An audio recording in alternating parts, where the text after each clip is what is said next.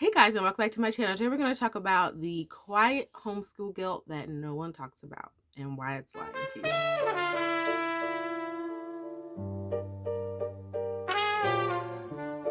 Hi, my name is Sade. I'm a homeschool mom to 5 children, and their ages are 11, 5, 7, and then I also have 3-year-old twins. And like I said in the intro, I want to talk about homeschool guilt. And I'll start by giving you guys a little story and why this even came up in my ideas for videos to share with you.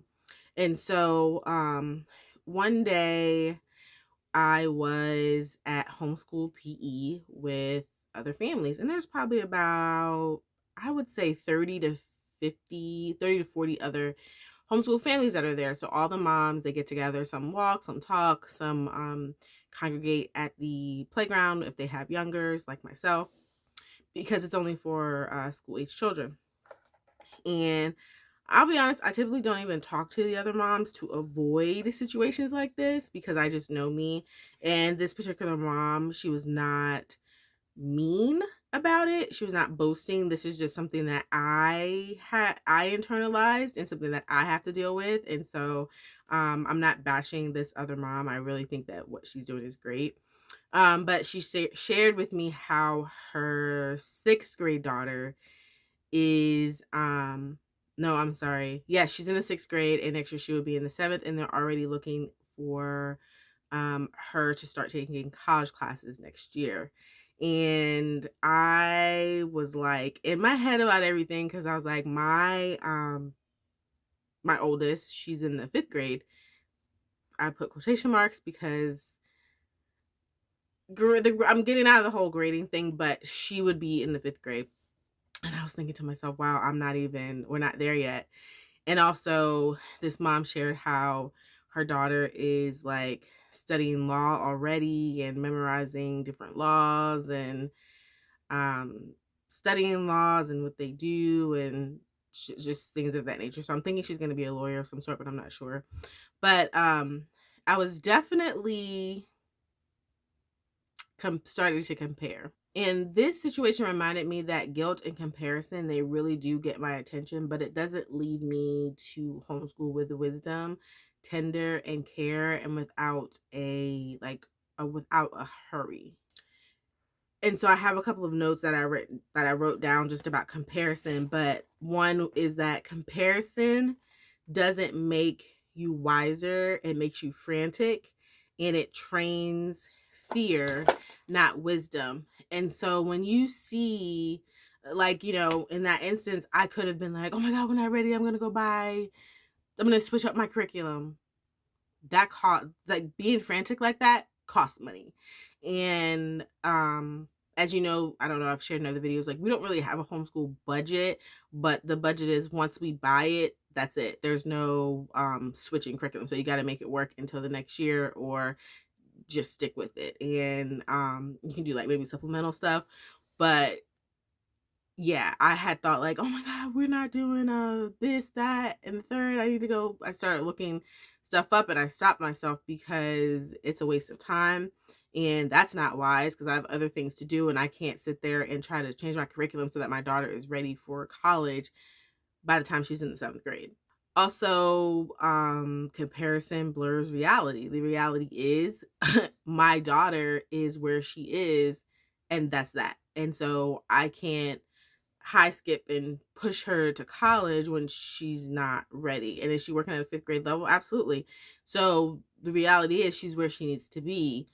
Being in this imaginative world with this other parent and their child takes me right out of my homeschool and takes the attention off of my child, off of the things that I am instilling and the seeds that I am planting and worried about what they're doing. And I need to be worried about what's going on in my home in this current time. Another thing that I wrote down, sorry guys, I am currently we're like in a snowstorm. It's very beautiful and I see people outside and like one of my neighbors is trying to leave, which is weird. Hold on, I'll show you.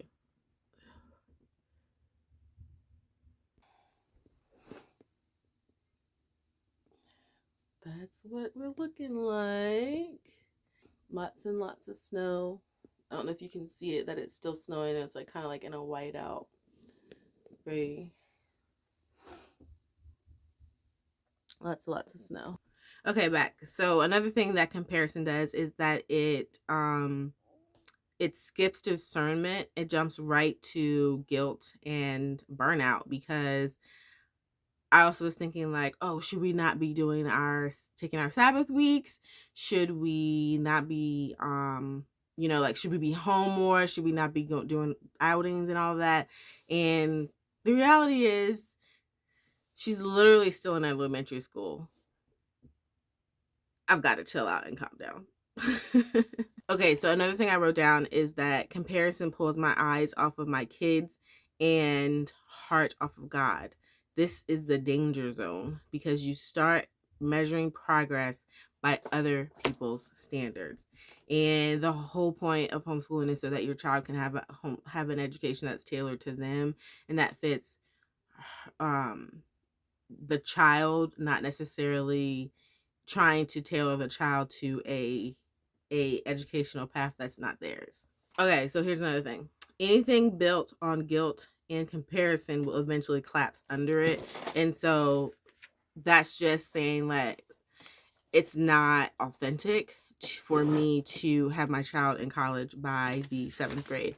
Now, I do have a goal of her doing dual enrollment. But at 7th grade, that's just not where she is. And again, I'm not bashing that other mom to make myself feel better. I just have to do what's good for my child. I'm actually excited for that child's future, because obviously she's going places sooner than than most people. And so the thing that anchored me and got me thinking, pulled my direction back to what's going on in my world, is that I needed to remember my why, and I stopped asking, am I behind, and started asking, wait a minute, am I being faithful to my child um in this season? And it's great that she has a friend that's going to college in the 7th grade. She has someone to look up to when she does get there, and someone that's already been where she's going. And like, thinking about my child or my children being behind, it basically just assumes that um there's one timeline, there's one outcome, and then there's one definition of success, and that's not the case. And we know that because we know countless moms who have sent their children to college and to do great things or into the world from homeschooling. And then like the whole reason for me to homeschool is to teach my children to love the Lord.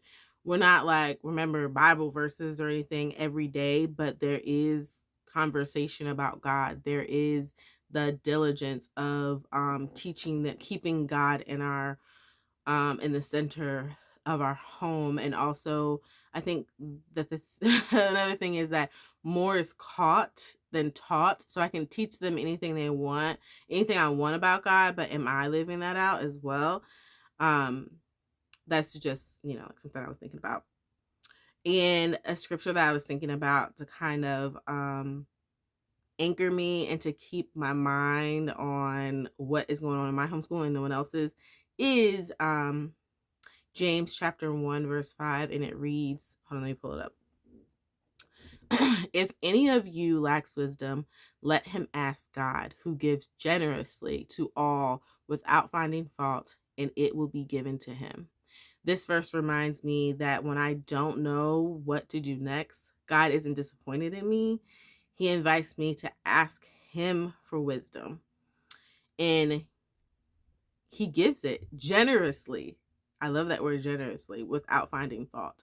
And that alone lifts the pressure off of me, because I might not know what to do in my homeschool, which I have a good idea of the path that I want my kids to go down, but they have to also want that path. But I have to just keep at my pace, keep at my race, no one else's. And so if you have this same, I don't want to say struggle, but this same guilt, these same thoughts that kind of come in your mind, but with me, they quickly go because I ain't got time.